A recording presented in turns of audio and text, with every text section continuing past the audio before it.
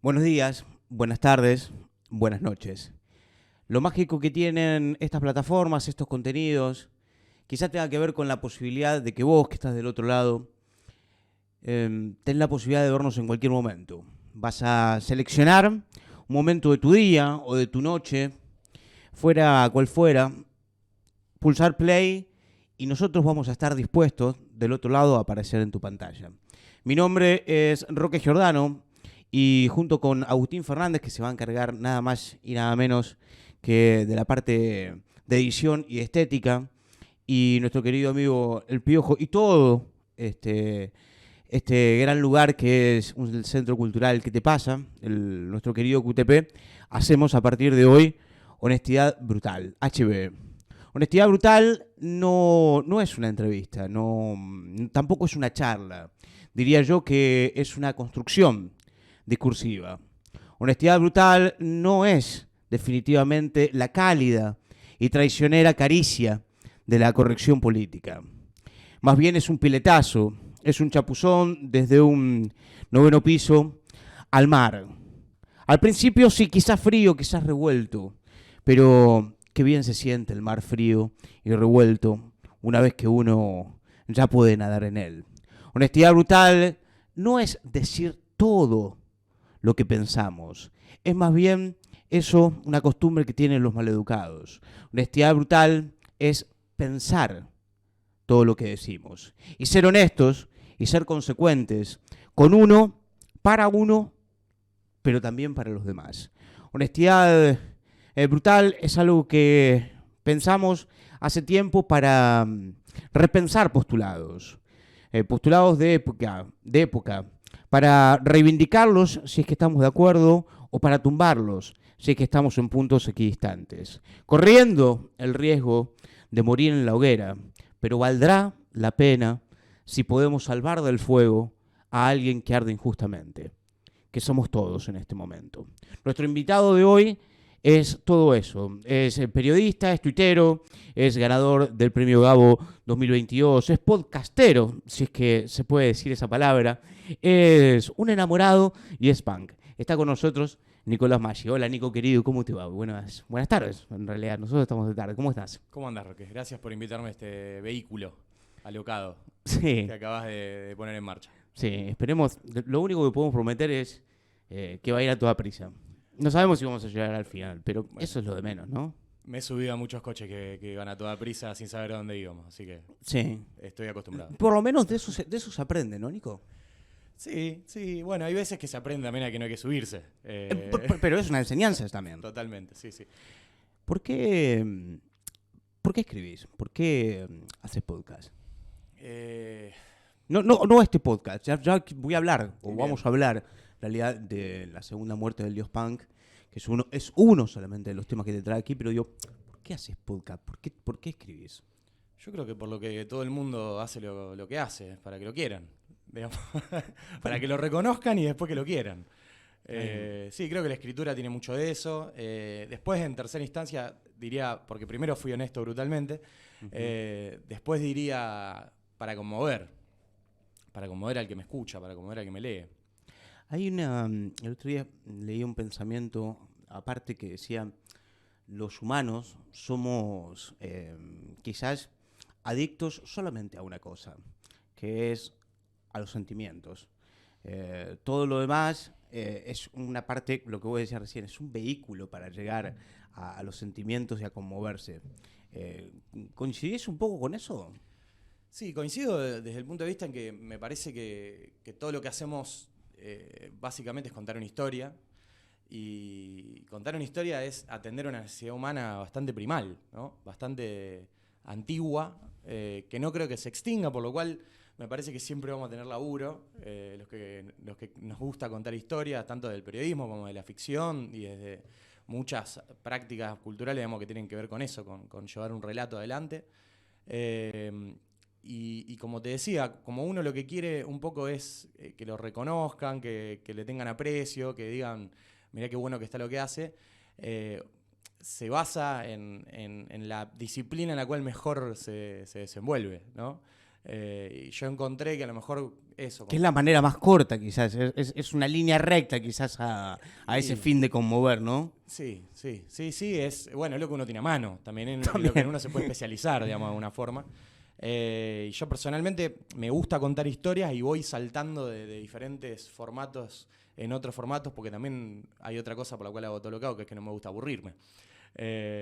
O que trato de evitar aburrirme lo menos posible, porque es imposible no aburrirse, y aparte el aburrimiento también forma parte de una experiencia necesaria a veces para aprender.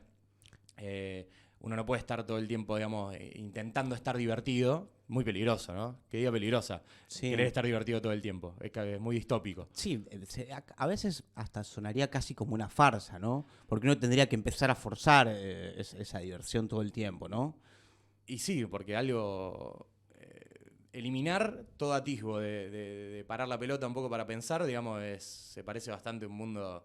se parece bastante a un mundo feliz de Aldous Huxley, digamos, esa distopía que en vez de marcar que el control venía por el lado, que todo el tiempo te estén mirando, sino que todo el tiempo te estés divirtiendo y estés haciendo lo que querés, ¿no? Bueno, en ese caso... Casi obligadamente. ¿Casi? Casi de manera obligada. Todo el tiempo tenés que estar divirtiéndote y haciendo algo. ¿No te parece que este mundo se parece bastante más a ese? Absolutamente. Hay como también me parece que hay una aceleración y un empuje y una retórica que nos empuja todo el tiempo a tener que demostrar que estamos siendo productivos o que nos estamos divirtiendo si no estamos siendo productivos, y en algún punto ya no se sabe muy bien cuál es el momento de ocio y cuál es el momento de trabajo, ¿no? Uh-huh. Hay como una mezcla y una cosa muy perversa dando vuelta ahí, en el cual aun cuando te estás divirtiendo estás teniendo que generar contenido para las redes, por ejemplo. Sí, es más...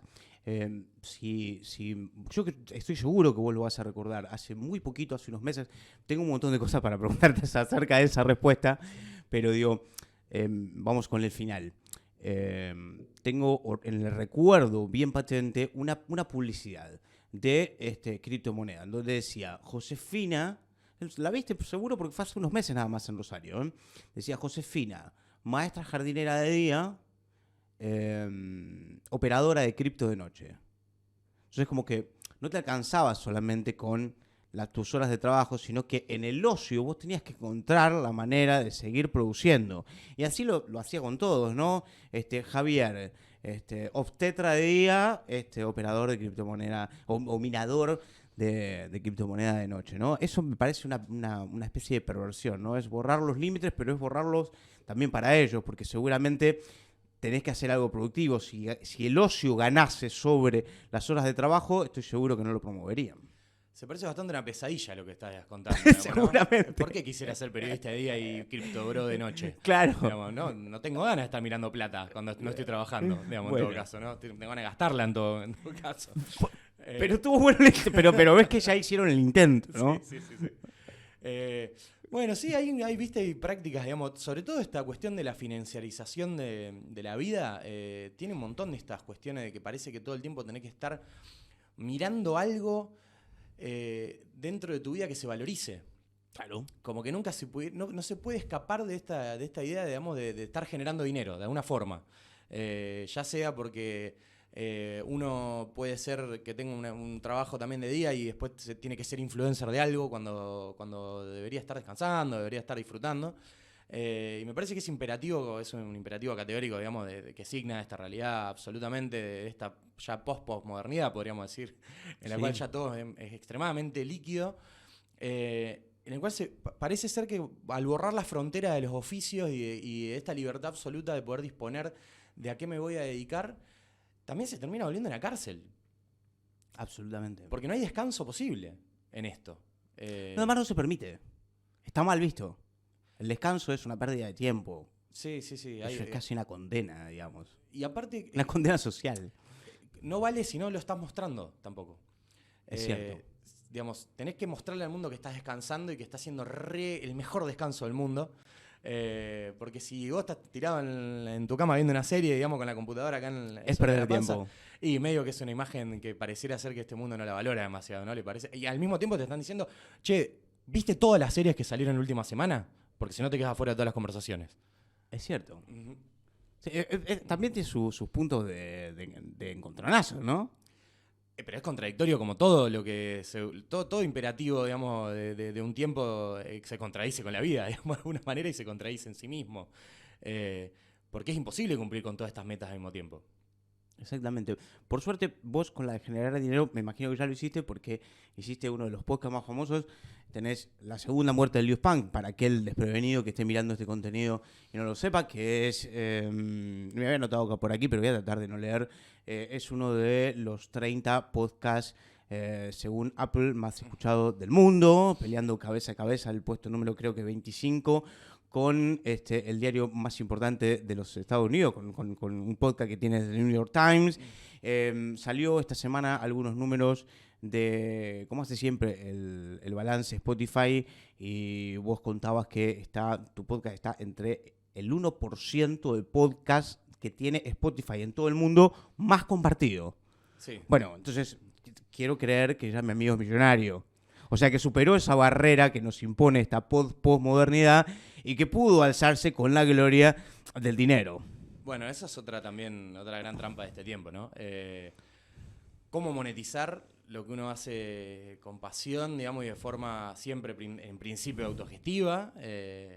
Supongo que como esta experiencia, de alguna forma. Absolutamente. Bueno, cómo convertirla en un laburo también. Bueno, primero debe ser una aspiración. O sea que ya tengo que pensar que ya lo de millonario ya no. No, claramente no. Claramente no. Claramente no. Pero está bueno que los demás lo sepan, ¿no? Bueno, hubiera sido un poco loco que el primer invitado hubiera sido un millonario de este programa. Nos hubiese venido bien, en realidad, para comenzar. Nos hubiese venido muy bien. No lo pensé. Quizás podría haberlo pensado. O a lo mejor puse la ficha de modo. Yo dije, bueno, si hay alguien millonario acá, es el tipo que la rompió el 2022, es lo traigo. Bueno, no es tan así, ¿no? Es otra de las trampas de este tiempo, lo de ponerte siempre, por más que hagas algo sorprendentemente bueno, aún así no haber podido llegar a la zanahoria. No, bueno, abre una puerta y después, digamos, todo, ninguna historia, digamos, de éxito que se cuentan, digamos, como la biografía de una persona que la pegó y viene a contar lo que hizo, nadie la cuenta entera. Y después hay mucha fantasía respecto de que parece ser que hacer algo que sea sorprendente y que, bueno, se escuchó mucho, se vio mucho, se consumió mucho, inmediatamente habilita la posibilidad de convertirlo en un negocio o en una fuente de ingreso. Y la verdad que es un camino súper arduo. Nosotros, por suerte, creo que nos pudimos saltear un par de etapas porque con la primera experiencia haciendo un podcast llegamos a una visibilidad que, bueno, se acercaron un par de ofertas. También hay que tener mucho ojo, digamos, cómo uno atraviesa ese camino, porque como en todo está lleno de oportunistas, está lleno de gente que quiere quedarse con tu propiedad intelectual, con tu idea. Vos me estás diciendo que como cual jugador de fútbol, pibe, que aparecen algunos representantes y le dicen, yo a tu pibe lo voy a llevar a China, que todo, aparece también en el mundo del podcast, digamos. Sí, quizás se parece un poco más a la historia del boxeador. Ah, la historia del boxeador, claro. Más que la del jugador de fútbol. Bueno, hay como toda industria incipiente, digamos, cuando hay un talento, digamos, no me refiero al nuestro particularmente, sino porque veo que le pasa a mucha gente. Se entiende, sí. Sí, bueno, primero que no es muy común que la gente se te acerque con una propuesta, digamos. Es más ir a golpear puertas. Claro. Y en todo caso, si tenés algo para mostrar, mejor, ¿no? Porque eso te habilita que ya te reciban, que te hablen de otra manera. Pero no es que viene alguien, viste, te llama por teléfono y te dice, che, tengo plata para vos, te compro. Eso no existe, pero yo diría que en ningún lado, ¿no? Existe muy poco y no es común, digamos. O sea, uno tiene que buscar un poco. Hay toda una parte, digamos, que tiene que ver con esta cuestión, esta fantasía también del entrepreneur, del emprendedor, en el cual uno tiene que desdoblarse. Todos queremos ser artistas, nadie quiere ser el que discute la plata. O hay gente que quiere ser lo que, pero no son artistas que se quieren convertir en eso. Son gente que le gusta hacer eso directamente. Claro. ¿No? Entonces, bueno, todo equipo tiene que de repente tener un soldado que se encargue de eso. Nosotros lo hicimos en R Podcast, trajimos a Fede Rusconi, un chico que es porteño, que habla en el idioma en el cual se habla en la gran ciudad. Tipo. Entonces, bueno, sumamos una ficha ahí porque nadie de nosotros tenía ni las ganas, ni la experiencia, ni las ganas de formarse haciendo ese tipo de conversaciones que tienen más que ver con el orden de los negocios, ¿no? Con el orden del periodismo, de contar historias, de hacer una obra de arte, si querés, con esto. Entonces, es un mundo para mí un poco desconocido, con el cual lidio un poco, viste, esquivamente, pero tampoco lo puedo soslayar, porque si vos estás muy afuera de lo que se está discutiendo, también corre la posibilidad de que hay este embuste. Entonces, bueno, es un poco esa... Sí, vos estés trabajando para algo que no sabes qué es, en definitiva, Sí, o cuál sí. es la recompensa, si se quiere. Sí, sí, sí. Eso es una de las cosas que nos hizo profesionalizarnos como grupo, como equipo, digamos, de producción. Justamente a partir de la incorporación de Fede, que es, nos sentamos a ver cuáles son los objetivos, a dónde queremos ir, cómo queremos llegar a esos objetivos, digamos. Y eso todo es una parte, un lado B que nadie cuenta, digamos, de cómo es armar algo que se parece más a veces a una empresa que a 5 amigos que se juntan a tocar Que en a, un la vez garage. que a la vez tampoco tiene demasiados espejos donde reflejarse, ¿no? Porque es una actividad... A ver, ahora me vas a decir que los podcasts existían hace 10 años, ponele, o 15 años, pero digo, como un negocio o como una entrada de dinero en donde vos no solamente te vas a financiar tu parte, sino, como vos decís, hay un equipo después que va a vivir de esto. Tampoco debe haber demasiados espejos, y esos espejos quizás no están tan cerca. A lo mejor vos me decís, bueno, en España se monetiza de una manera y uno lo puede tomar, pero no sabes, como ejemplo, pero no sabes si eso va a tener el mismo resultado porque no tenemos la misma idiosincrasia quizás, ¿no? No, y aparte las empresas no se manejan de la misma manera según Claro. el lugar donde están. Nosotros hemos recibido algún tipo de comentario, como por ejemplo, a los argentinos le pagamos menos en dólares, Claro. porque allá el dólar vale mucho. Y yo, ¿qué tiene que ver? Si los dólares Claro, son pero dólares en todos lados. además no está viviendo allá. Claro. Bueno, ese tipo de cosas están en esta industria. Me parece que también tiene que ver con el hecho de que estamos todos muy desperdigados, entonces las empresas son monstruosas, negocian de una forma muy asimétrica, digamos, con la gente que somos los creadores, si querés, los talentos, como le dicen ellos. Siempre, viste, todo lo que tiene que ver con el marketing y las nuevas formas de hacer negocio tiene unos eufemismos que son hermosos. O sea, si yo soy el talento, ¿por qué me decís que me querés pagar menos que otros talentos? Claro, Digamos, porque yo creo que ya consideran que ya te están pagando al nombrarte de esa manera. Absolutamente. Sí, sí, después tampoco se termina de entender Después muy te bien. lo descuento, digamos. No Te se digo termina de entender por qué sería un talento el que narra y no sería un talento el que edita, digamos, y talento en todos lados, pero bueno. Claro. Es un mundo, digamos, nuevo, en el cual estoy tratando de adaptarme y junto con mi equipo, digamos, tratar de ver cómo surfeamos esa ola de la forma menos negativa posible para nuestros bolsillos, nuestra salud mental y nuestra energía, porque te drena mucha energía toda esta parte en la cual tenés que dar ese salto, digamos, para pasar de ser un creador autogestivo, digamos, a convertirte en un profesional de esto, digamos, que es el camino que nosotros elegimos construir.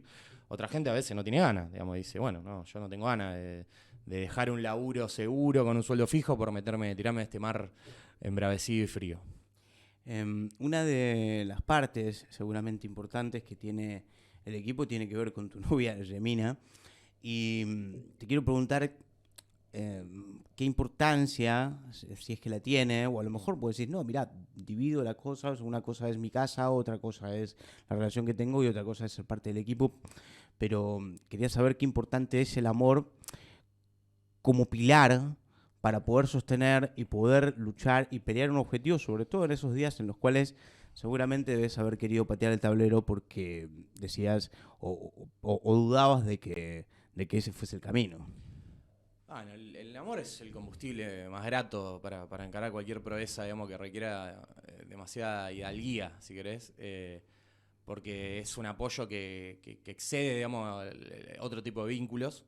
Es un apoyo, digamos, que empuja muchísimo, que acelera mucho, digamos, algunos procesos y que también te acerca a desafiar tus propios límites. A mí, por lo menos a mí me pasó así.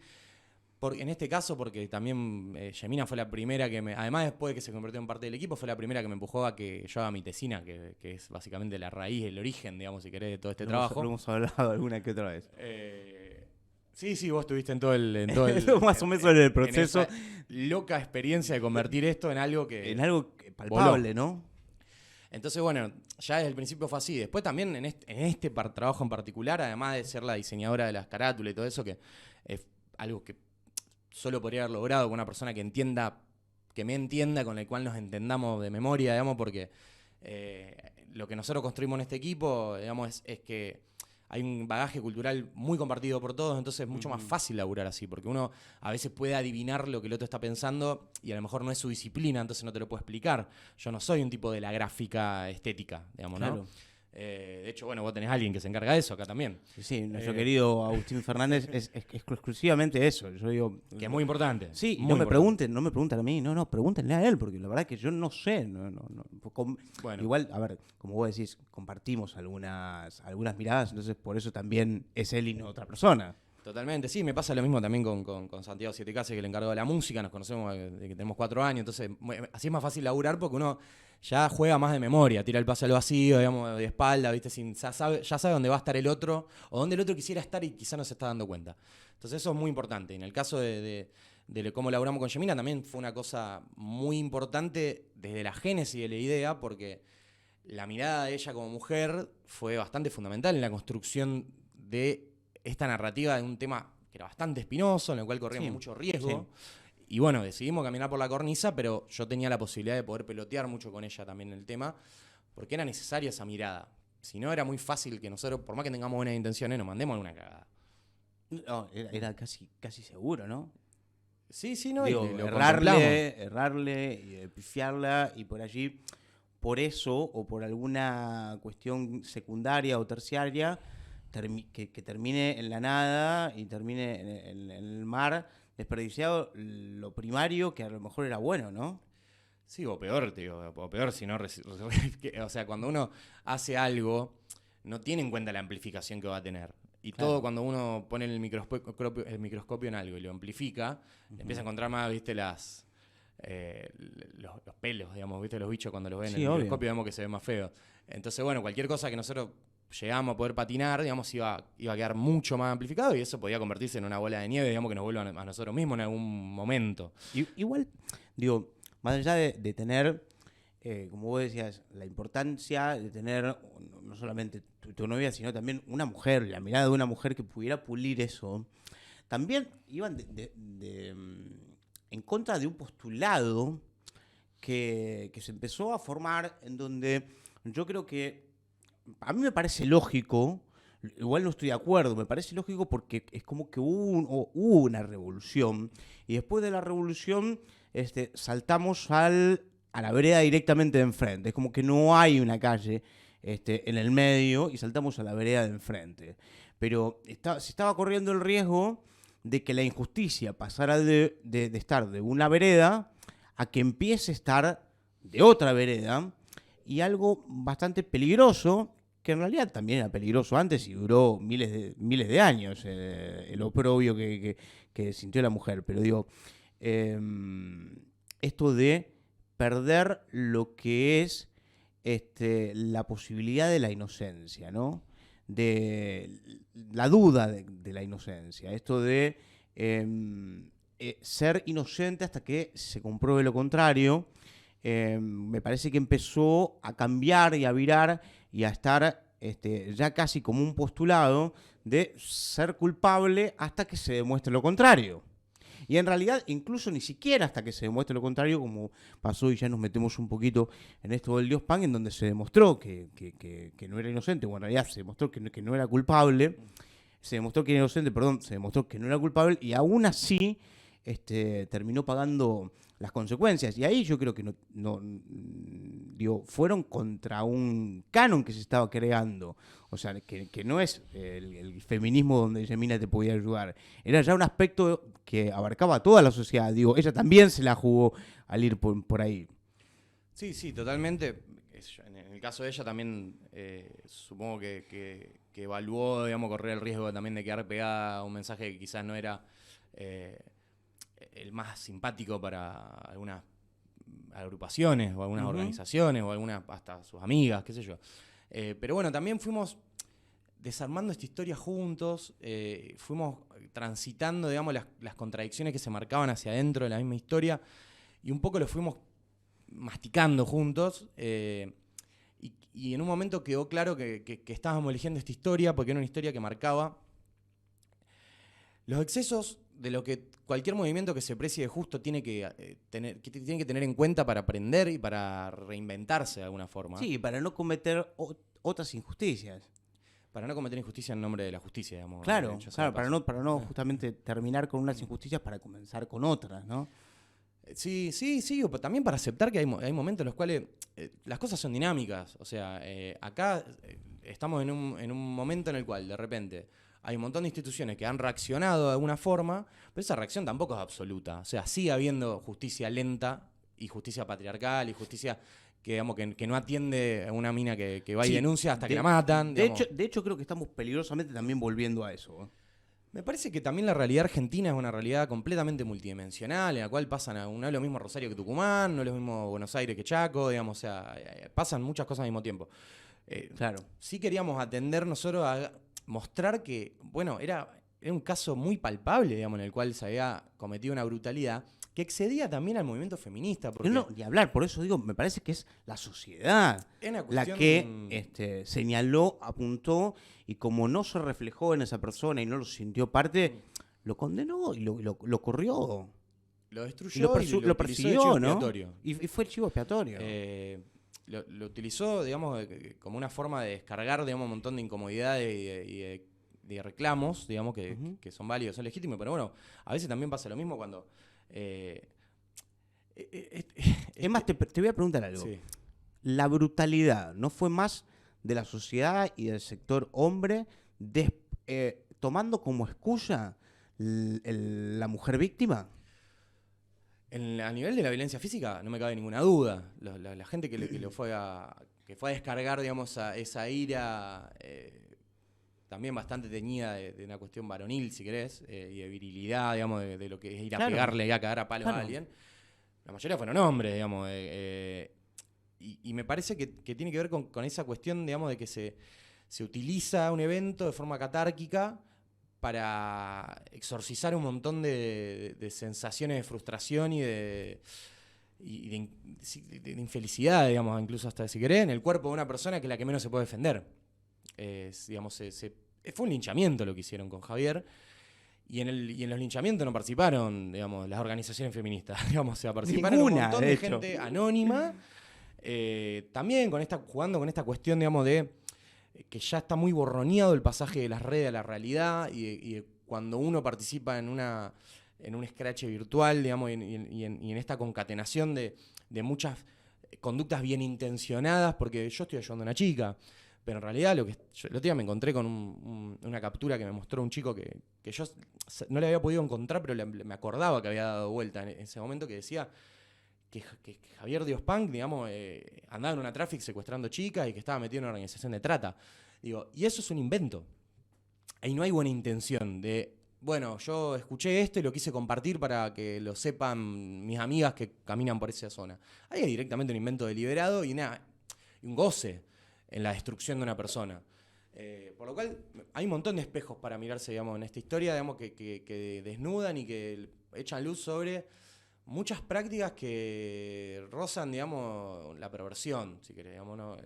¿Por qué alguien inventaría algo así y lo metería en el medio de un mensaje legítimo, que es esto de, che, fíjense porque están secuestrando chicas, ¿no? ¿Por qué alguien haría eso? Bueno, evidentemente alguien que goza participando de este linchamiento. Sí, o que está buscando visibilidad, sin tener en cuenta cuáles son las consecuencias. Sí, ni siquiera fue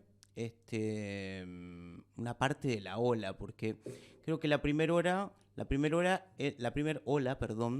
fue casi de manera inconsciente la reproducción de una sola parte de la campana, que es aquel famoso mensaje de Luciana, si no me equivoco, en donde incluso los medios de comunicación formamos, que nosotros somos periodistas, parte, ¿no?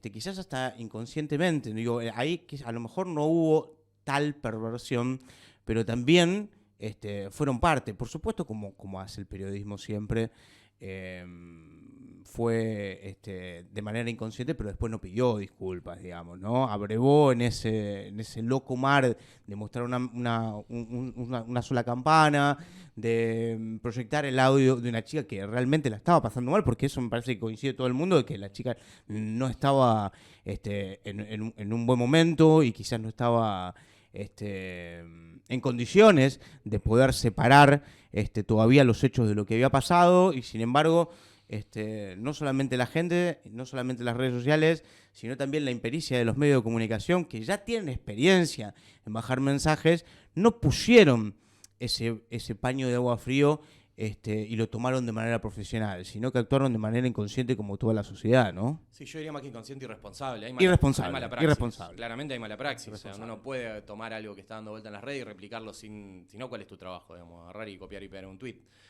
O sea, la caja de herramientas que tenemos los periodistas que nos diferencian justamente de los influencers, de todo el mundo que lo único que hace es replicar un mensaje sin darle ni cabeza ni chequeo, digamos, a eso que se está compartiendo. Bueno, nosotros tenemos que seguir conservando ese tipo de conducta, porque si no, nosotros vamos a desaparecer. Digamos, es nuestro trabajo como periodistas tener esa frialdad y esa pericia para poder agarrar y decir, che, bueno, esto que está dando vuelta en las redes, yo voy a tomar mi conocimiento, mi acceso a fuentes, que sé cómo se construye un mensaje parte a parte, digamos, en cómo tengo que proceder. Lo primero que hice yo el día que se decía en redes sociales que se había suicidado Dios Punk fue buscar el nombre y preguntar en fiscalía si efectivamente se había matado a un chico que se llamaba Javier Mesina. Claro. Porque si no estábamos siempre, si nadie para la pelota, digamos, estamos siempre replicando el mismo espiral. Y para mí eso es fundamental de por qué los periodistas seguimos siendo necesarios. Pero para que los periodistas sigamos siendo necesarios ante el ojo de la sociedad, tenemos que hacer gala de eso que nos diferencia y que nosotros sabemos que nos diferencia. No nos podemos subir a esa ola de solo buscar clic, solo participar como uno más en digamos, en esa ola de réplicas. Es que ahí es, bueno, justamente me equivoqué al decir inconsciente, porque ahí es en donde todo el mundo es inconsciente porque no está acostumbrado a bajar un mensaje, pero nosotros sí, nosotros somos conscientes de los peligros que tiene y de la responsabilidad que exige estar en un micrófono. Recuerdo, y no, yo creo que todos los días, recuerdo a Viviana Canosa tomando cloro y a las 48 horas un chico muerto en el norte argentino justamente por una intoxicación. Sí, habría que ver si estaba tomando cloro ella también, ¿no? Porque me parece que ahí claro, hay o por lo menos más. simulando, ¿no? Claro. Simulando eso, ¿no? La verdad es que me duele mucho que eso no haya tenido ni siquiera una revisión, ni siquiera una sanción, absolutamente nada. Es como que cualquiera puede bajar un mensaje, ese mensaje puede costar vidas. Y no va absolutamente a pagarlo, ni siquiera va a tener el planteamiento de lo que sucedió, ¿no? ¿Para qué existen los organismos nacionales? ¿Para qué existen las cámaras de ética de las universidades? Si no se actúa sobre los casos puntuales, ¿no? Bueno, en este caso en particular tampoco... Pasó lo mismo. No escuchamos a nadie pedir disculpas por haber participado y conozco por eso hago la analogía. Digamos, quiénes son los que participaron de la difamación de Javier y no se hizo caso omiso, digamos, de eso. Quedará, bueno, en el seno interior de cada uno haber revisado por qué tenía ese tipo de prácticas de forma sistemática y si las va a sostener o las va a cambiar. Pero bueno, hubiera sido bueno también un pedido de disculpa público. Ahí entra otra parte, digamos, en juego de por qué hicimos lo que hicimos, que fue cuando yo me enteré, digamos, que todo ese año, el último año de vida de Javier, digamos, había sido un oprobio. Y justamente porque incluso Javier, habiendo muerto, la sensación que había quedado flotando en el inconsciente colectivo era que él había sido culpable. O sea, claro, era increíble. Entonces... Se mató el chico que quiso violar a una chica y que la drogó con burundanga. Digamos, no lo vi así puesto, pero sí sugerido, o inclusive, bueno, se mató porque estaba loco. Claro. Bueno, que tiene que ver también con todo este monstruo que anda dando vuelta, que parece que nunca se puede retroceder, porque si uno retrocede en un postulado, se pone en riesgo una historia digamos, que viene de hace mucho tiempo y como si deslegitimaría todo. Digamos, en realidad me parece que acá... Como abandonar toda la lucha de toda tu vida, de toda tu carrera, sentido, ¿no? Es como si decir que nos equivocamos arruinaría el periodismo. O sea, no, al revés. Reconocer el error es justamente lo que te hace creíble para la próxima, ¿no? Y hacer algo al respecto, ¿no? Claro. Desarrollar protocolos, para mí ser periodista y contar historias en general requiere una gran vigilancia epistemológica, digamos, que es que uno tiene que estar revisando todo el tiempo por qué hace lo que hace, cómo lo hace y cuáles son las consecuencias de esos actos, porque tiene que barajar y dar de nuevo ya.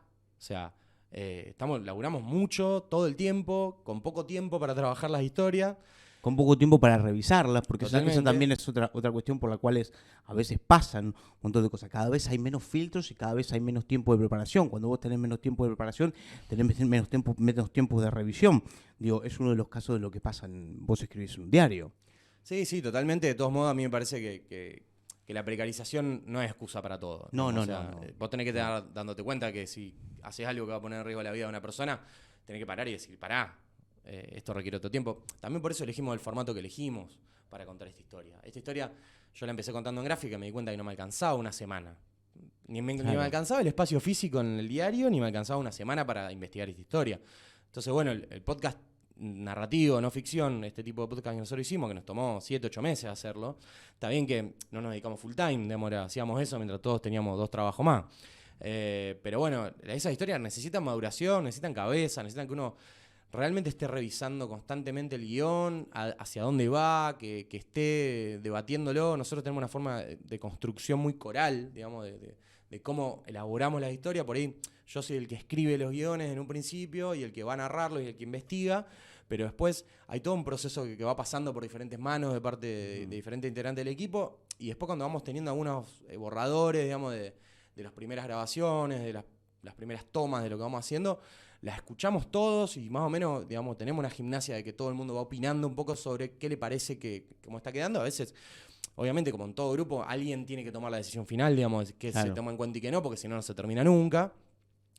Pero a nosotros eso nos viene bien porque nos hace construirlo, no poniendo todas las miradas, porque la verdad que hay muchas subjetividades que se parecen entre sí también. Todos sabemos más o menos hacia dónde queremos ir, pero enriquece el panorama, porque para mí este tipo de historias no se pueden trabajar solo. Es muy difícil trabajar solo una historia tan pedregosa, ¿no? Que habla de la cancelación, que habla de la psicosis social, que habla de la locura. Para mí es fundamental la mirada del otro, digamos, como editor, digamos, y como más que como colega, digo, como editor, como decir, che, me parece que acá esto no va. Porque también es muy difícil cortar. Lo más difícil. Y cortarse a uno mismo. Claro. Eso es más difícil, ¿no? Porque si vos lo hiciste en un principio, es porque pensabas que estaba bien. Entonces, ¿por qué después vas a revisarlo y volver atrás? Digo, es más difícil cuando no se tiene otra mirada que pueda componer quizás el error o el vacío que uno está dejando, ¿no? Y sobre todo esto de hacer el recorte, porque está pasando mucho que justamente como esta plataforma, este formato, lo que te da mucho tiempo, digamos, para poder hacerlo, y nadie te está diciendo cuánto Claro, tiene no hay que un durar. máximo, digamos. No, digamos, uno puede laburar libremente. Lo que se está cayendo, yo veo personalmente, sobre todo en lo que es el podcast latinoamericano, digamos, Claro. que tiene toda una identidad propia que yo celebro que la hayan construido. Nosotros por ahí escuchamos más podcast yankee, digamos, con otro dinámico, otro ritmo, más sintético. Y lo que está creado alrededor de este podcast latinoamericano, que tienen varios exponentes, qué sé yo, Las Raras, Radio Ambulante, hay varios, digamos, podcasts muy conocidos, digamos, que van en ese sentido. Hay veces que yo siento que cae en la...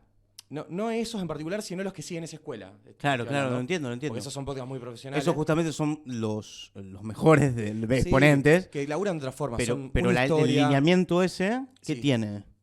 Una repetición. No, hipernarratividad. Querer contar demasiado. Claro. Abrumar al oyente con demasiada data, con demasiado detalle. Muchas veces tiene que ver con el hecho de que los que venimos de la gimnasia, iba a decir de la iglesia de la gráfica. También venimos de la iglesia en algún momento. Venimos con toda esa carga de que queremos poner todo, ¿viste? En el papel. Pero en el papel la persona tiene la posibilidad de parar, de volver atrás, de releer. Y en el sonido no tenés esa posibilidad. De hecho, el sonido es diferente hasta el del video, porque el video a veces cuando vos no entendés algo, volvés, apretás un clic para atrás, ¿viste? Y volvés con la rodita y rápido encontrás dónde estaba. Sí, totalmente. En el sonido no, porque no te acordás, ¿viste? De dónde... No, y además a lo mejor vas caminando y tenés el celular en el pantalón y no lo querés sacar y no querés desbloquear. Es como nada. No se puede volver atrás tan fácil. Nada, Entonces uno tiene que estar sí. por ahí llevando el hilo de forma tal que la persona no se pierda, pero al mismo tiempo siempre tiene esa tendencia y esa tentación de querer contar todo lo que uno investigó. Y a veces que hay que saber, y esto lo cumple muy bien Martín Parodi, que es el director artístico y el juego de mano de tijera, si querés, en las ediciones. Claro. Que me dice, bueno, pará, basta, o sea, ya está, esto, acá cierra la historia, o sea, pará de querer contarle más a la gente, no es necesario esto. Y aprender a discernir lo primario de lo secundario, lo importante de lo que es anecdótico, digamos, también forma parte de construir una narración poderosa. El podcast tiene distintas partes. No digo más allá de los capítulos, que está dividido en capítulos, digo, me parece que tiene distintas partes. Hablamos anteriormente de la difusión de la mentira voluntaria, algunas inconscientes, algunas voluntarias, pero tiene una parte quizás hasta incluso anterior que tiene que ver con la demitificación de la burundanga. Digo, eso quedó casi en el olvido cuando terminaste el podcast y toda la gente lo celebró. Empezó a hablar de la cancelación, pero nos olvidamos que tiene una primera parte para mí muy potente que, revisándola para esta entrevista, la recordé, y es la demitificación de aquel famoso mito de la burundanga, que además es contagioso. Porque vos contás en el podcast de que cuando surge un relato sobre la burundanga, empiezan a aparecer cada vez más relatos y cada vez más denuncias de una cuestión casi imposible, ¿no? O imposible, en realidad. Bueno, como toda leyenda urbana, lo que cumple, digamos, es un rol de sugestión en la gente. Uh-huh. Sobre todo cuando hay mucha desinformación y esa leyenda urbana se posa sobre esa falta de información, de la cual también participamos los medios de comunicación, porque es increíble que nadie haya ido, o que hayan ido y no se haya escuchado, porque Silvia Martínez no era la primera vez que hablaba del tema, la toxicóloga que hablaba Claro, sí. Pero nadie le ha ido a preguntar así, digamos, de frente, diciéndole, che, ¿esto puede pasar o no? Yo encontré en archivo entrevistas de ella en la cual cada vez que aparecían 2 o 3 denuncias de burundanga le iban a preguntar a ella. Y no era tan contundente como estaba editada la nota, la importancia que se le había dado a su voz como especialista. No estaba tan... Perdón, ¿vos estás diciendo que no se quiso derribar el mito? Me parece O sea, ¿el mito servía como producto televisivo? Sí, absolutamente. Es más, te voy a decir algo. Cuando me puse a buscar en archivo y se escucha un pedacito de audio que es irreconocible, digamos, pero yo me acuerdo que yo lo usé. Una de las personas que aparece hablando en uno de estos programas de la mañana, LAM, uno de esos que pasa en Canal 13. Los nombres no importan, pero para que nos demos cuenta del periodismo. El nivel de masividad estoy hablando, ¿no? Claro, para el nivel de masividad. Prime time de la mañana en Canal de Aire de Buenos Aires. Quien estaba sentado ahí era un bioquímico, que en ese momento era respetable, y el tipo se subía a toda esta avalancha, digamos, de decir, no, bueno, sí te pueden drogar, te tocan el hombro y te drogan, qué sé yo. Ese tipo, Marcelo Peteta, cuando vino la pandemia se terminó convirtiendo en un portavoz de los antivacunas. Claro. Fíjate qué casualidad. Sí. ¿No? Buscando una caja de resonancia en la televisión. Un tipo que claramente anticiencia. Un tipo que hablaba bien de tomar cloro, de que no había que vacunarse, y que antes había estado hablando barbaridades de qué te podían hacer en la calle con la burundanga. Digo, bueno, pensemos, ¿por qué este tipo que estaba ahí termina en... Bueno, porque siempre estuvo en ese lugar, un tipo amarillista. Digamos, que va y lo citan para que diga lo que quieren que diga, porque tiene un discurso, digamos, que llena tiempo y que de alguna forma también provoca conmoción en la gente, entonces eso hace que la gente lo quiera consumir, porque se convierte en un morbo prácticamente, ¿no?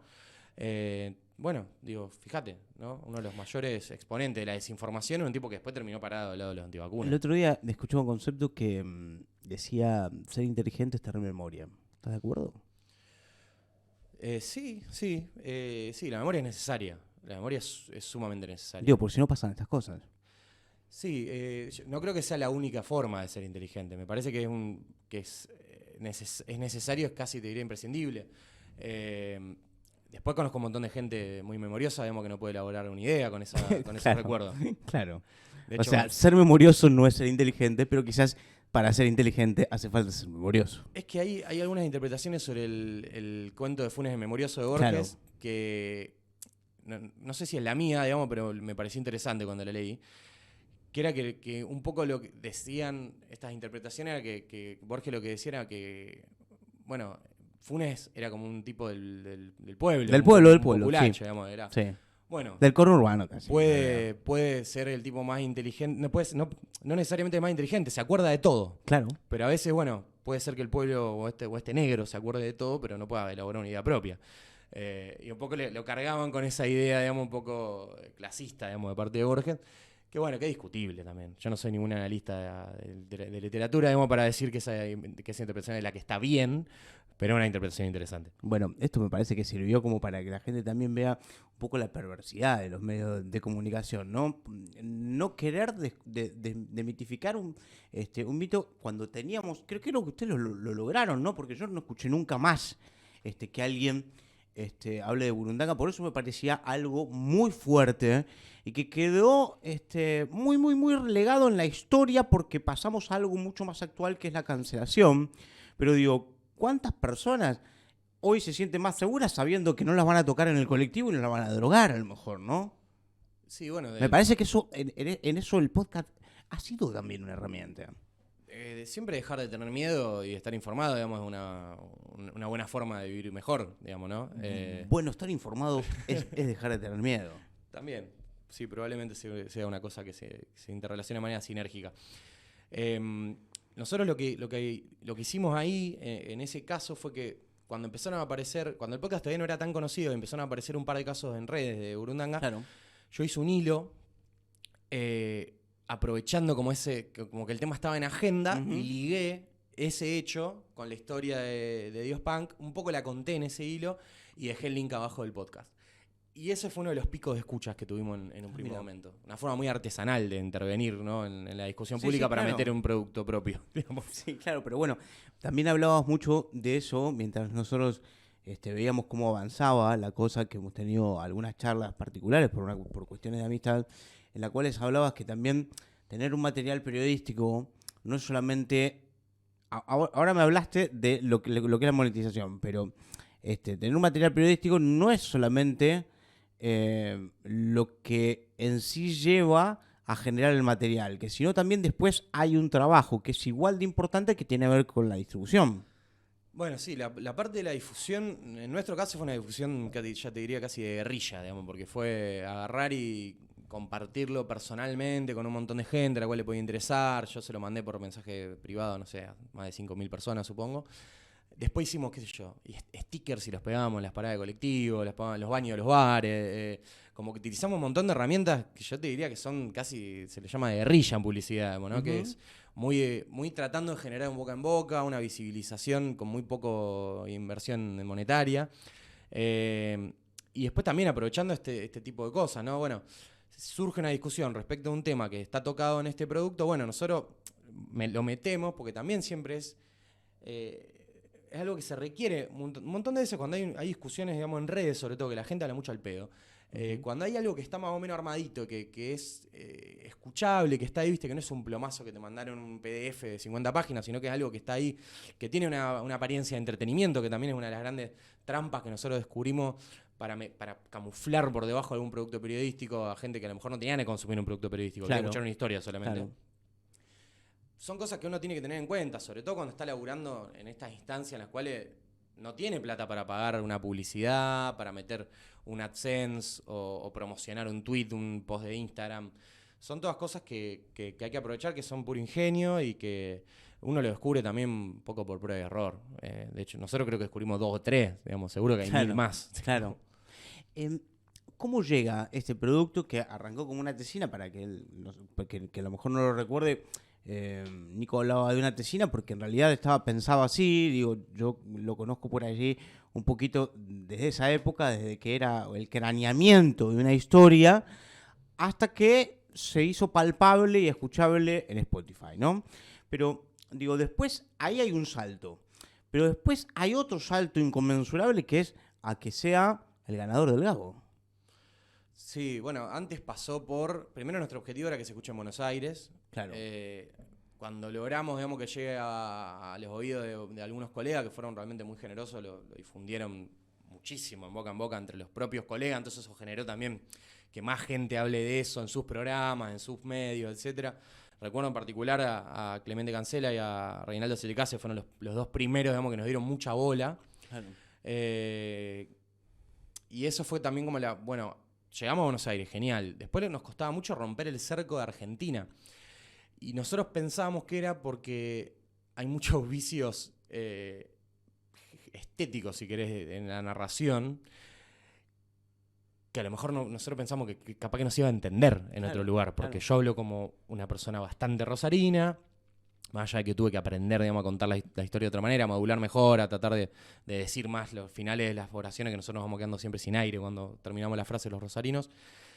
Cuando no terminamos la frase. Cuando no la Rosalía. terminamos directamente. Bueno, ahí, viste, fue como... Bueno, tuvimos una repercusión en Buenos Aires. Después hubo otra nota que hicieron en el diario AR, un colega llamado Gustavo Molina, que laburaba conmigo en el Destape, que quedó como una amistad, me dijo, che, está buenísimo, esto vamos a hacer una nota. Hizo una nota que la rompió, que nos dio otra ola, digamos, de escuchas. De hecho, si vos buscás Dios Punk en Google, lo primero que sale es la nota de él. Hizo un notón, la verdad que lo escribió muy bien. Y a partir de eso, bueno, también llegamos a otros medios que llamamos a Perfil, llegamos a otros medios, digamos, que era como que no nos habían dado bola. En principio eran solo radios las que nos daban bola. Y bueno, y después cuando parecía que se estaba agotando esa ola también, que bueno, que ya había de vuelta, viste, vuelta la calma chicha, aparece la nominación al GAO. Primero, bueno, el Festival FINOF, que bueno, como era en Rosario, digamos, tuvo importancia, nos dio alguna visibilidad latinoamericana, pero en medio que jugábamos local, entonces tampoco era tan estridente. Y una vez que pasó todo eso, de repente, bueno, ya cuando yo ya estaba con la temporada 2, yo ya había soltado la temporada 1 directamente, era bueno, laburamos la 2, vamos a darle continuidad a la historia. Apareció la nominación al Gabo. Ya la nominación había sido suficientes premios. Nosotros dijimos, con esto vamos a chorear un montón de tiempo. Es terrible, ¿no? Un contenido de Argentina, de Rosario, en un formato nuevo, siendo tenida en cuenta en Latinoamérica. Sí. Bueno, Colombia. Entre 10 encima era. Claro. Y al lado estaba, no sé, O Globo, El País de España, o Folia de San Pablo. O sea, era, entonces Iberoamérica, ni siquiera Latinoamérica. No, Iberoamérica. Iberoamérica, claro. Porque el GAO se da justamente América Latina, Portugal y España. Y bueno, nosotros ahí dijimos, bueno, con esto ya empezábamos a hacer redes, ¿viste? Bueno, lo ponemos nominado. Era como, onda, bueno, vamos a ponerle en la carátula nominado Premio GAO, porque nosotros ya dijimos, hasta acá llegamos, está perfecto. Y bueno, me llega la llamada, un día estaba al aire, un lunes, me acuerdo. ¿Vos trabajás en Radio Universidad? En Radio Universidad, sí. Eran las 12 menos cuarto, me acuerdo, y estaba terminando un bloque y me suena el teléfono, una llamada de WhatsApp de un teléfono más 57, que yo no sabía de qué característica era. Y lo primero que pienso, ya seguro me quieren robar, ¿viste? Como seguro que una estafa, pensé yo, ¿viste? Pero bueno, una parte de mi corazón dijo, bueno, atendé. Una cárcel del conurbano que consiguió un teléfono venezolano, unos chips venezolanos robados a Claro, ¿no? Y atiende y me dice, hola Nicolás. Y bueno, listo, bueno, robadísimo. Ya estoy. O es el sistema de atención al cliente. Sí, ¿qué me quieren vender? Claro, ¿qué me quieren vender? Digo, el cable, ¿viste? O la telefonía que ya tiene tiene un centro para toda Latinoamérica. Tiene un ¿no? call center, sí. Claro, un call center. No, bueno, cuando escuché dije, bueno. Me está llamando Colombia. Bueno. Dije, lo primero que pensé, y esto lo digo con sinceridad, fue, qué gentiles, llaman a todos. Claro. Bueno, perdiste. Yo pensé que me llaman para decirme, bueno, mirá, loco, todo bien, pero la verdad mirá, que bueno, todo bien. Imaginarás que no. Te llamo para contarte que ganó otro. Y me dice, soy Jaime Abelo, soy el presidente de la Fundación Gabo. Yo pensé, bueno, no me está llamando un secretario, está llamando al presidente. Bueno. Era raro. Y me empecé a decir, mira, lo que te voy a decir, no lo puedes contar, pero no lo puedes contar de ninguna. Fue muy insistente. No le puedes contar a nadie, no le puedes contar ni a tu familia. Mirá que es un escándalo si se filtra. Yo todo el tiempo pensando, bueno, no puedo decir que no gané porque se van a avivar los que ganaron. ¿Viste? Claro, no puedo contar que no gané. Y en un momento me dice, bueno, si te venís para Bogotá, ganaron el premio Gabo. Nos ha gustado mucho. ¿Vos le dijiste en algún momento, bueno, yo qué cosa no puedo contar? No, le pregunté, ¿es en serio? Claro. Pero claro, digo, pero yo quiero festejar. Me das tu Instagram, que quiero ver tu foto para ver si sos vos. No, aparte, ahí justo veo, ¿viste? Lo agendé mientras estamos hablando y veo que tenía foto. Yo tampoco sabía quién era. Está bien, pero vos veías si tenía un traje real o... Sí. Tenía un traje. Claro, tenía un traje, ya te dio un poquito... Sí, era una joda muy elaborada. Claro. Y bueno, ahí, lo primero que hice, la llamé a mi novia, le conté. Claro, perdón. Vos querías organizar un festejo, obviamente íntimo, porque nadie se podía enterar. Yo lo primero que pensé es, ¿cómo me voy a poner contento por algo que no le puedo contar a mis amigos? Claro, bueno, y además, ¿cómo se festeja algo que no sé cómo ganamos? No, o sea, claro, en realidad sí sabés cómo ganamos por el esfuerzo que te da, pero no sabés lo que es ganar ese tipo de premio, ¿no? El 90% del placer era, ¿qué hacemos nosotros ganando esto? Digamos, ¿Ah, sí? Fue. Y la sensación que tuvimos el primer día que llegamos a Bogotá, fuimos a una cena a la Embajada de Suecia, para la cual tuve que comprarme un traje, un moño. Me disfracé un poco de hombre serio. Y me acuerdo de estar mirándome con Yemina y decir, ¿qué carajo hacemos acá nosotros en este? Porque era toda gente trajeada. Claro. presidentes de bancos, o sea, la embajada de Suecia, era un delirio. Había sirvientes, ¿me entendés? Sí, Era bueno, una cosa, no nos dejaban la copa de vino. Igual ninguno de ellos lo ganó, digo, te quiero contar que acá lo ganaron ustedes. No, digamos. bueno, pero viste. Toda esa gente, los colados eran ellos. Era este Pero bueno, extrañamiento los que no encajaban en la escena, a lo mejor ustedes sentían que eran ustedes. Yo sentía un poco que estábamos estafando a alguien, digamos. Pero bueno, también tenía un poco de placer eso, digamos, decir. Vos sabés que está buenísimo. Yo lo estoy interrumpiendo quizás demasiado. Le voy a contar una infidencia de que hablé con Nico y le digo, mirá, la verdad es que yo no sé entrevistar. O sea, voy a tratarlo como una charla, voy a tratar como que es una construcción discursiva, digamos, como que tratamos los dos de llegar a visibilizar algo, ¿no? Entonces, por eso te corto tanto, porque no sé, además te veo enfrente, soy mi amigo, entonces también quiero darte... Se parece bastante cuando nos juntamos a comer esto. Sí, por eso, quiero darte a lo mejor un banquito para que vos puedas contar algo mejor, pero digo, Babasónicos cuenta que cuando grabó el primer disco, ahora es una banda que te gusta. Sí, ahora sí. Ahora sí. Bueno, cuando escuché las letras. Me claro, cuenta que en realidad ellos tenían cuatro canciones, ponele, no habían grabado absolutamente nada. Y les preguntan desde una discográfica, que creo que era Sony, les preguntan si ellos tenían un disco. Y ellos dijeron que sí, tenían un disco. Entonces dice, bueno, perfecto, listo, entréguenlo, grábenlo, entréguenlo de acá a 2 meses. Y ellos no tenían un disco, tenían 3 canciones. Entonces tuvieron que hacer, y fueron a firmar el contrato y dicen, el sabor que nosotros pasaba por nosotros era que bueno, pero no porque estábamos firmando contrato con Sony, porque le estamos robando. O sea, lo estamos timando. Sony nos hizo un contrato y deben tener 25, pero dice, en ese momento nosotros no pensábamos que íbamos a tener 20, que íbamos a tener una carrera con 25 contratos con Sony. Nosotros pensábamos que era, bueno, obviamente cuando entreguemos el primer disco se van a dar cuenta que era un timo, no nos van a firmar nunca más, pero no nos van a poder sacar ese que grabamos. Ustedes tenían una sensación quizá parecida en el sentido de... Distinto en el sentido de que no estamos timando. No es una multinacional. Yo lo que sentía era un poco que... Bueno, no, o que no encajaba. Tratemos de no desentonar tanto, era mi idea. Después también uno, que yo estando ahí, hay 2 formas de encararlo, digamos. O uno se queda, digamos, en esa juvenilia de decir, che, bueno, pasemos lo mejor que podemos porque esto se termina, a decir, che, bueno, si nos la creemos un poco, capaz que zafamos y empezamos a convertir en algo más serio.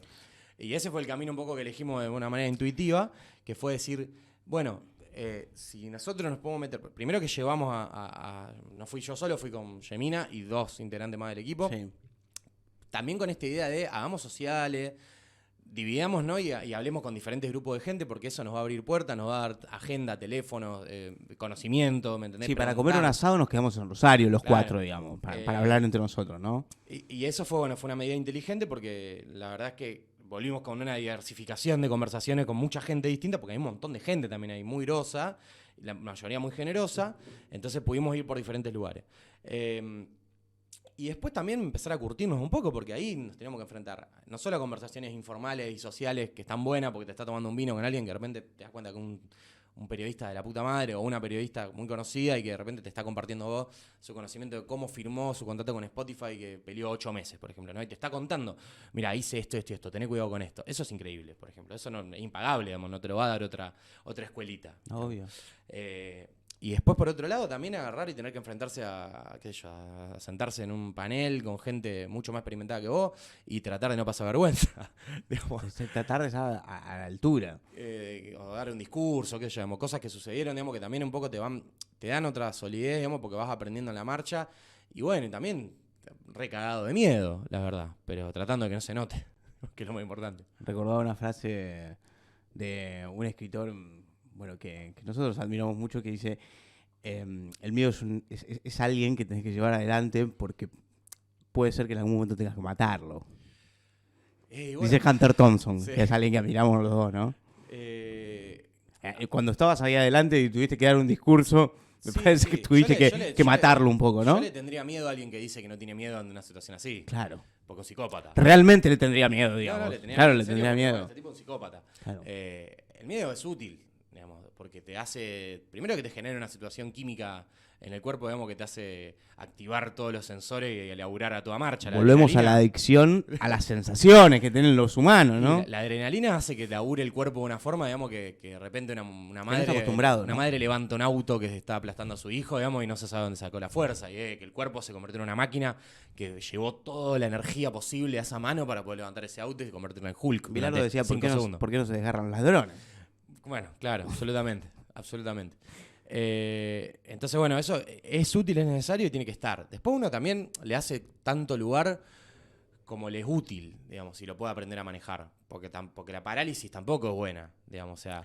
Es que de hecho no atenta contra uno, digamos. Claro, no va al fin, digamos, no Entonces... No abreva al fin. Para mí hay que aprender un poco ahí a manejarlo, es un laburo también, no sé, pero yo en todo esto que estoy contando, el psicoanálisis es una parte fundamental de todo esto. ¿Sí? Sí, porque... ¿Te analizás más que antes de...? No, creo que lo mismo, diferente, pero digo, el ejercicio constante, Claro. o sea, el ejercicio de cómo uno... Quizás lo tomás más en cuenta. Uno se da cuenta que tiene esa herramienta está en la caja. Cuando la tiene que usar, la puede usar. Digamos, pero no lo digo yo, lo dice el Dibu Martínez, que dice que habló con el psicólogo por qué le metieron 2 goles de dos tiros al arco, digamos, ¿me entendés? O sea, a mí me parece que a mí me ayudó muchísimo en ese sentido. No soy un gran cura de la iglesia del psicoanálisis, digamos, pero sí me parece que a mí me ha servido un montón y lo trato de decir porque me parece que hay que dar la posibilidad de que si alguno la quiere utilizar, esa herramienta está. Lo que convierte, a mí me parece que te permite analizar la experiencia más en vivo, digamos, también, decir, ¿por qué me está pasando esto? ¿Qué me pasa en la cabeza? Es muy complicado no marearse cuando te pasan cosas tan rápido, digamos, en un lapso de tiempo muy corto. De repente te vienen un montón de estímulos, digamos, y vos, viste, empezás a tener una especie de estado catatónico, digamos, también, en el cual empezás a analizar, digamos, empezás a desconfiar de la gente, viste, te podés volver muy La paranoia. Sí, te puede agarrar la paranoia o la confianza idiota en todo el mundo, digamos, que ninguna de las dos cosas también. No. Una genera amigo del campeón y la otra genera que seas un pelotudo, básicamente.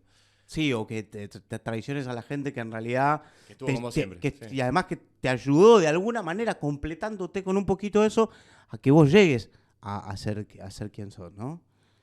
Absolutamente, sí. Y después de los premios, después de lo que es la super familiarización de las redes sociales y del público en general y de nuestro círculo, porque en realidad, digo, en Rosario más o menos lo que tenemos la misma edad, nos conocemos más o menos entre todos, tenemos 1 o 2 personas entre medio, pero no nos conocemos, creo que en eso el podcast quedó claro que todo el mundo que llegó a ese, por lo menos alguno lo escuchó varias veces, hizo fanático, otro lo replicó, otro no lo escuchó pero lo quería escuchar, y otro por lo menos lo escuchó de oído. Digo, después de eso viene otra etapa tuya, aunque siempre estuviste atado al Twitter, porque fue una de las palancas y de las bases de lanzamiento de lo que fue el podcast, pero para otra parte de tu carrera que tiene que ver con la escritura, en escribir notas, pero también escribir tus propios hilos, que a veces conducían a una nota de diario final, pero contando otros condimentos de lo mismo, ¿no? Hiciste varios hilos de Twitter que hoy la gente, yo veo y te agradece. Sí, fue también otro, como dije antes, un grande combustible de mi vida es el aburrimiento, entonces, como quiero evitar aburrirme, me pongo a hacer cosas distintas. Y como Twitter también tiene esa gran adicción de que el reconocimiento es medio inmediato, porque vos si haces algo que está bueno y de repente se empieza a viralizar, es como que tenés 2 días de todo el mundo comentándote y poniéndole corazón y retweet, y eso es como una falopa, ¿viste? Porque estás todo el tiempo así como, ¿viste? Decís, qué bueno, la gente le interesa, mirá el corazón, el 5.000, 7.000. Es una locura, pero una locura, digamos, que cuando haces algo que no es una boludez, digamos, que se viralizó porque pusiste una pavada y es graciosa, sino que le metiste un poco para mí es un reencuentro con escribir un poco más de literatura de la que me permite el medio diario, ¿no? Claro. El medio La Capital. Con otros condimentos, sí, totalmente. Le meto más bagaje cultural, referencia cinematográfica, digamos, me hago un poquito de misterio, por ejemplo, la del boliche, me gustó esto de que... Sí. Además yo no había visto la foto. es la Galería Cassini, que está al lado del edificio donde nosotros compartimos un trabajo. Bueno, no trabajamos de lo mismo, pero sí en el mismo edificio compartimos la misma cárcel. La misma cárcel durante algunos años, que no nos cruzábamos, pero no importa. Yo sabía que vos estabas ahí y vos sabías, yo estaba en el sótano, la incomunicación, ¿viste? Sí. ¿Viste Severance en la sala de castigo? Sí, sí. Bueno, más o menos así, vos estabas un poquito más arriba. Estaba más cerca del panóptico, estaba allá arriba. Exactamente.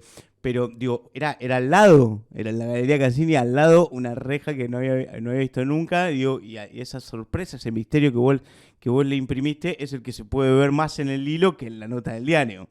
Sí, porque aparte en el hilo me permito, primero que hay, me gusta experimentarlo porque es experimentar otros lenguajes. El lenguaje de Twitter es más económico, digamos, uno no puede adjetivar tanto, ni tiene que ser más preciso porque tiene una limitación de caracteres. 280, claro. Entonces, eso, y obliga a jugar mucho en el texto con foto, digamos, ¿no? Claro, que el texto totalmente. Juegue con la foto. También está bueno porque te permite poner muchas imágenes. A mí me han quedado un montón de imágenes afuera de esa nota. Y en una doble página quizás que fue, pueden ser 3 imágenes. En la web ponele que había puesto 8, pero teníamos 15 bueno, y estaban todas buenas. Estaban todas buenas las fotos. La foto de Sebastián Suárez Mesia, que le agradezco en el hilo, pero le vuelvo a agradecer porque la verdad que es el 50% del éxito de ese hilo y no iría el 70%. Son las fotos. Son las fotos. ¿Cómo te cautiva saber que lo que vos estás contando yo lo puedo experimentar porque lo estoy viendo, digamos, y yo estoy ahí? Claro, y en todo caso también hay que ver cómo hago yo para, teniendo la foto que es un imán tan grande, cómo hago para sumarle algo. Estar a la altura, claro. Cuando vos escribís, tenés que contar una foto con las palabras. Cuando vos tenés la foto pegada y cada 3 renglones tenés una foto, viste, como decir, bueno, ¿qué te cuento que no sea lo de la foto? Bueno, queda demasiado desbalanceado. Y le trato de meter magia, ¿no? Entonces te hablo del proyecto de Blair Witch, del Resplandor, la escena de Jack Torrance tomándose un trago con un fantasma. Digamos, bueno, le traté de meter un poco, viste, de juego por ahí, que hable un poco más de mí. Porque eso es lo que no. Primero que en el hilo yo hablo en primera persona, cosa que no puedo hacer en el diario. Que también tiene que ver con una cuestión de intentar ver cómo potencia un perfil más subjetivo de narrador, que tiene que ver con el que estoy, digamos, tratando de cristalizar en el podcast, ¿no? Que es esta primera persona que en el periodismo parece que está prohibida. El famoso narrador, que aparece en algunas películas, por momentos se va, y que en el podcast, por lo menos en el de Dios Pan, que es siempre un personaje, no importa que se llame Nicolás Maggi, es un personaje. Es el narrador, digamos, es la figura del narrador, es uno de los personajes que da pie. Se hace presente. Una construcción. Claro, es una construcción. Se hace presente también en el hilo de Twitter. Sí. Traté yo de experimentar eso porque, bueno, un poco la idea es esa también. Si yo quiero ser un contador de historias, bueno, tengo que estar en primera persona en las historias. También eso hay que tratar de balancearlo porque es muy fácil caer, digamos, en la egomanía de querer estar omnipresente y a mí, viste... De decir soy yo. No, pará, es el personaje. Él tiene que estar al servicio de la historia. Si no está al servicio de la historia, está al servicio del ego del que cuenta, muy rápidamente uno se aburre también. Es decir, la historia está buena porque es una historia buena, no porque la conté yo. Sí, no sabría decir cuál es la línea, pero uno viste, si no está puesto al servicio de la historia, que yo te cuente, soy Nicolás Maggi, soy periodista, que es lo que digo al principio del podcast, en la primera temporada y en la segunda, si no está al servicio de la historia, ¿para qué te estoy diciendo? ¿No? Porque he escuchado otros podcasts en los cuales la gente por ahí se presenta al principio, pero después no tuvo sentido. ¿Para qué te presentaste? Si no me estás hablando de vos, ni de algo que te pasó a vos, de tu corazón, ni me está... Yo un poco también lo que quería marcar era, bueno, esto tiene una subjetividad. Terminemos con esta farsa absoluta de que el periodismo tiene ese objetivo. Digamos que hace 60 años se inventó el nuevo periodismo en los años 60 de Tom Wolfe, digamos que, y bueno, después vino Hunter Thompson y todo el periodismo Gonzo, digamos, toda esa gente que al revés está recontramarcada la primera persona. Lo tiró para el otro lado. Pero, ¿y por qué seguimos diciéndole a la gente entonces esta farsa de que el periodismo es objetivo? Mentira. Quizás tiene que tener una parte de informativa en donde vos tenés que apelar a la objetividad, digamos. Pero una cosa es ser ecuánime y otra cosa es ser objetivo. Son dos cosas distintas. Ahí está. Yo prometo ser ecuánime cuando te cuento una historia. Ahí está, perfecto. Bueno, ahí está. No prometo objetividad, porque el recorte ya es una subjetividad. Claro. En todo caso, lo que no te prometo es que voy a ser aséptico cuando te cuento quién soy al principio de la historia. No te estoy prometiendo asepsia, te estoy prometiendo No, de ninguna manera. ¿no? Te estoy diciendo, mira, de yo ninguna manera. estoy contaminado por la historia. Pero la objetividad no es también contar la historia completa. ¿Es poner las dos campanas? Yo creo que eso es más honesto que objetivo. Es tratar de y también es un acto de generosidad para con el oyente, que encuentre en eso algo genuino y algo orgánico, en que vos le digas, sacá vos la conclusión, yo no te quiero dar todo masticado.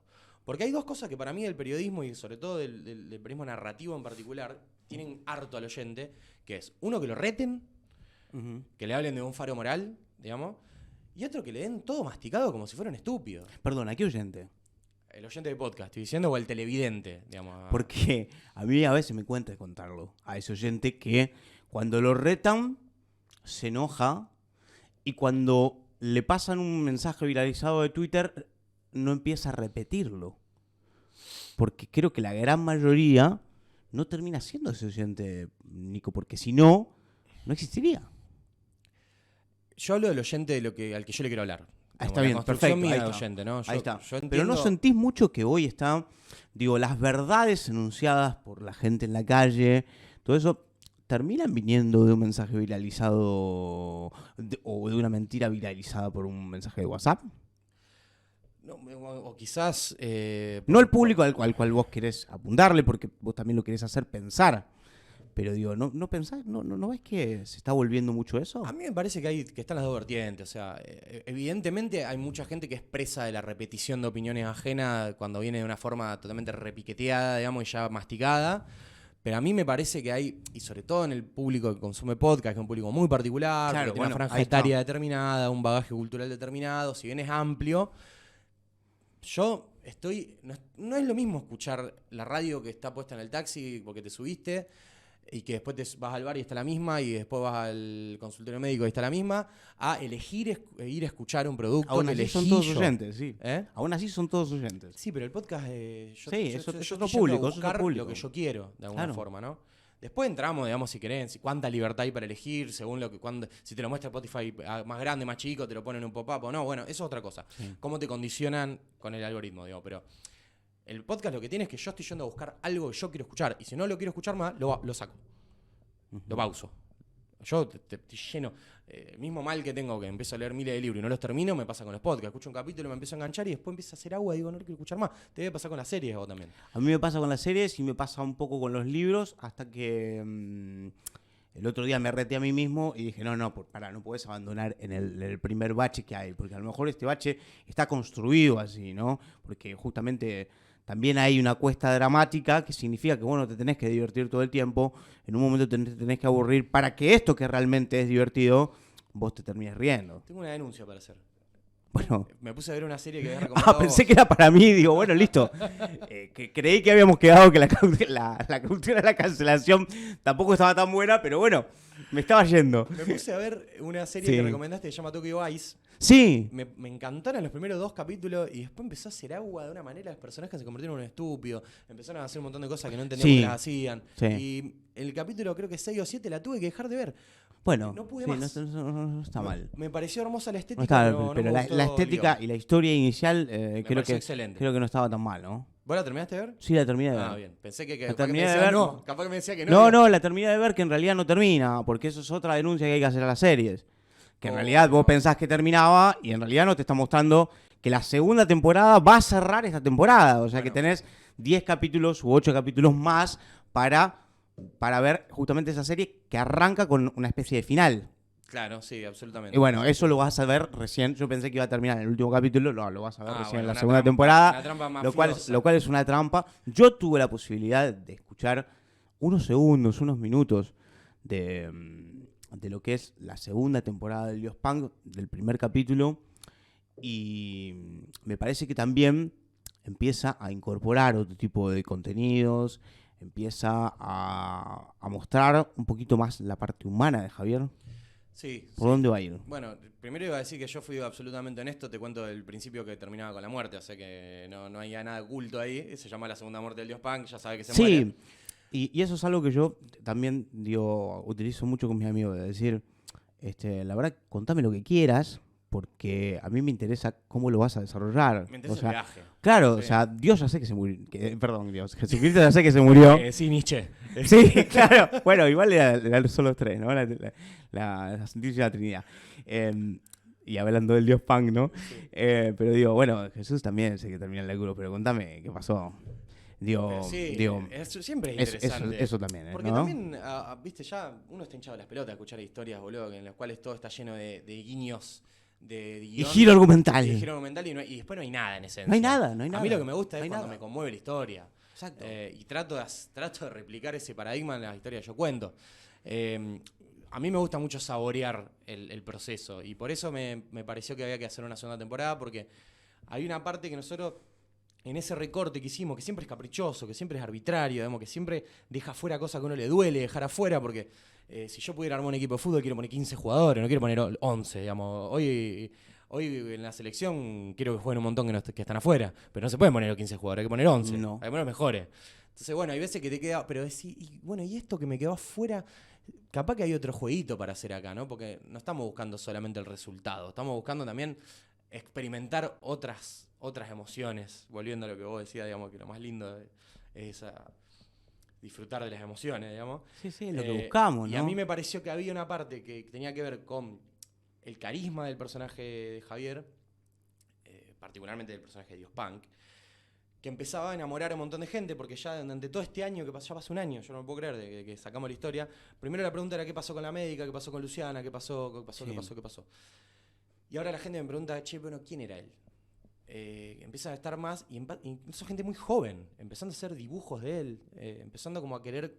Tuve que subir la música a Bandcamp, todo lo que conseguí, porque hay mucha gente que me pedía, che, quiero escuchar la banda, y no está subido a internet, ¿viste? Entonces el primero lo subí a YouTube, después no me bastaba, tenía que subir más, bueno, lo subí a Bandcamp, y ahí empecé a ver, bueno, no, hay que usar más la música, empecé yo a familiarizarme más con las letras de otros temas, dije, no, acá hay toda una historia totalmente distinta para contar, y sobre todo abordar el eje de la locura. El eje de la salud mental a mí me parece que era un eje que nosotros hemos dejado muy inocentemente abordado en la primera temporada, muy naif, y me parece que es otro tema de agenda. Me parece otro tema que está pegando muy fuerte en un montón de producciones que está viendo ahora, en ficciones, en trabajos, digamos, de investigación. Se está poniendo muy en boga, o por lo menos yo quiero que se ponga en boga, entonces voy a aportar mi granito de arena para que eso pase.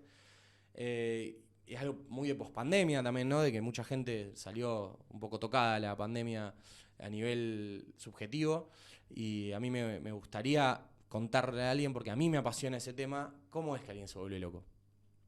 ¿Qué pasa en la vida de alguien que se vuelve loco? ¿Qué hace la familia con alguien que se vuelve loco? ¿Cómo lidia la sociedad con esto que percibe como diferentes? ¿Y cuánto de esto influyó en que Javier se haya subido a ese colectivo fatal esa mañana de confusión y tragedia que terminó un año después con su muerte? ¿Y todo eso más o menos ya lo desarrollaste, lo cerraste, lo terminaste? Son 13 capítulos. ¿Ya lo tenés?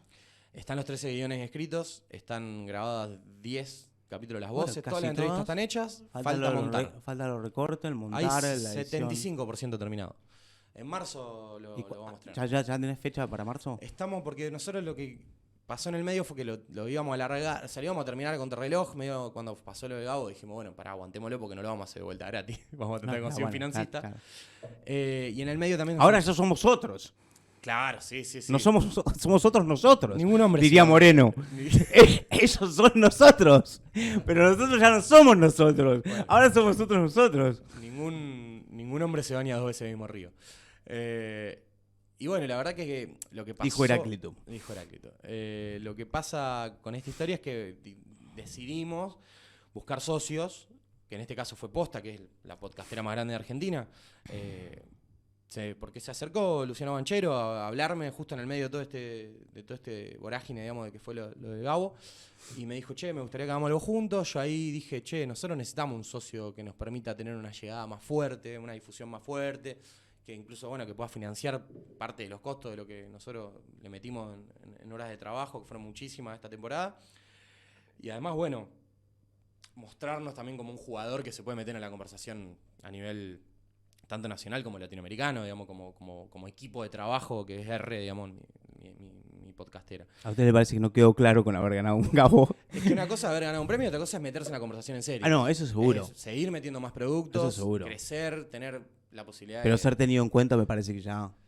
Sí, viste que también te pasa, yo no sé lo que... y además el que tiene la torta generalmente no la quiere compartir, escúchame, ¿no? ¿Vos sabés lo que haber sentido Julián Casablanca cuando sacó el primer disco de los Strokes? Y todo el mundo dijo que eran los nuevos Television, los nuevos Beatles. Yo no. O sea, yo no. Y después sacaron Room on Fire, que es un discazo. Claro. Pero bueno, la crisis de haber sacado una cosa buena y tener que hacerla de vuelta. digamos. No, debe ser la persecución más importante contra uno mismo, debe ser terrible. No me quiero comparar para nada con No, ese no, no, gran no, disco de pero, los Strokes. pero digo, es un momento. Es un momento en el cual uno empieza a decir, che, ¿me salió de pedo o lo puedo hacer de vuelta? ¿Y cuál fue el momento? ¿Cuál es el...? Porque digo, el día siguiente del Gabo, que probablemente haya sido... El Gabo debe haber sido, junto con el nacimiento de tu hijo, ¿no? Uno de los días más espectaculares de tu vida, imagino, ¿no? Sí, como para ir ya también para ir cerrando. Miedo y felicidad. Bueno, ahí está. Es eso. Yo cuando decía, nosotros somos buscadores y adictos a las sensaciones, digo, vos tuviste mucho miedo y tuviste mucha felicidad. O sea, ese día es absolutamente significante, ¿no? Significativo en realidad. Digo, el día después quizás hay, tiendo a imaginar, pero no va por ahí la pregunta. Entiendo como hay un disfrute, hay un poquito más relajado, hay un goce. El día después, ¿qué es? O sea, no el día después que ganaste. Vos lo ganaste un domingo. No el lunes, porque el lunes me imagino más o menos todavía estaba de viaje, todavía estás disfrutando. ¿El martes qué pasa? Sinceramente, el día después todavía no llegó. Porque... Mira. Nos bajamos del avión de venir de Colombia y empezamos a negociar todo este contrato que estamos haciendo con... No hay martes. O sea, y ahí nos bajamos, nos fuimos a Chile y después, o sea, no paramos todavía. No le dieron el vacío para que venga. La verdad que todavía no recapitulamos bien todavía todo lo que pasó, porque aparte de nada, terminamos eso y vino un festival, en ese festival yo narré en vivo, al otro día nos íbamos a Chile, ahora bueno, mañana me voy a un congreso de periodismo en Concepción del Uruguay, medio que todavía no pude parar. Y medio que tampoco quiero parar en este momento que no puedo respirar, digamos, porque prefiero parar a fin de año y decir, che, bueno, ¿qué quisimos hacer y nos salió bien? ¿Qué hicimos mal? Un poco eso va a ser también un poco yo le quiero avisar a mi novia si está viendo esto, de que eso va a ser parte de nuestra cena de Navidad y de fin de año. Bueno. Ponernos a hacer un poco de Entonces este va a tener que salir antes de fin de año, seguro. Perfecto. No sé si de Navidad, pero de fin de año seguro. Pero de fin de año seguro. Estuviste, y para cerrar, quiero hacer 3 preguntas bien cortitas. Estuviste investigando una sociedad secreta que se abrió a vos. ¿Son buenos? Son raros. ¿O son malos? Son raros. Son raros. Son raros. Me encontré con una cosa que no me esperaba, que fue gente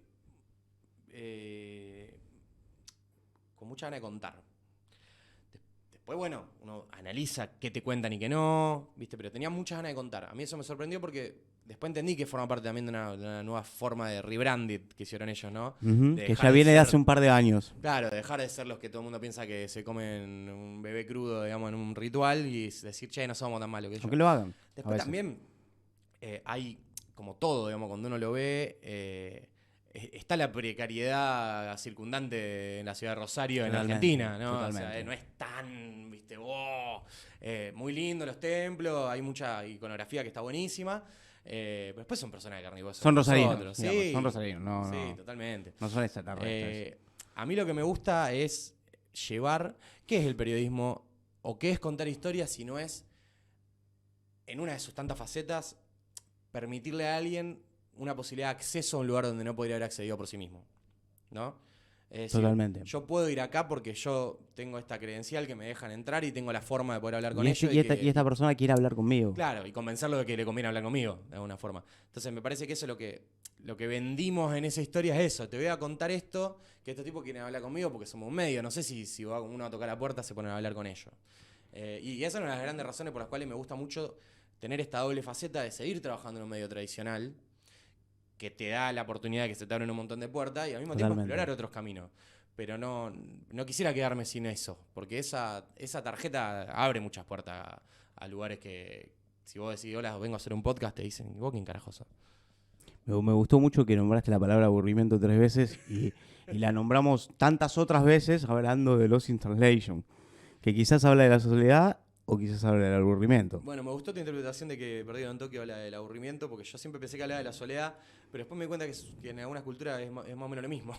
Es que lo hablaba de eso, por eso yo te decía, quizás en lo que es el hemisferio norte, por ahí en realidad la soledad forma parte del aburrimiento y no el aburrimiento forma parte de la sociedad. ¿Crees en Dios? Sí, creo en Dios. ¿Y crees en el punk? Sí, absolutamente. absolutamente. ¿Cómo no creer en Dios Punk? Sí. Gracias, Nico. Gracias a vos por invitarme. Te quiero mucho. Yo también. Un abrazo grande. Esto ha sido todo por hoy. Fue honestidad brutal. Esperemos haber sido más honestos que brutales.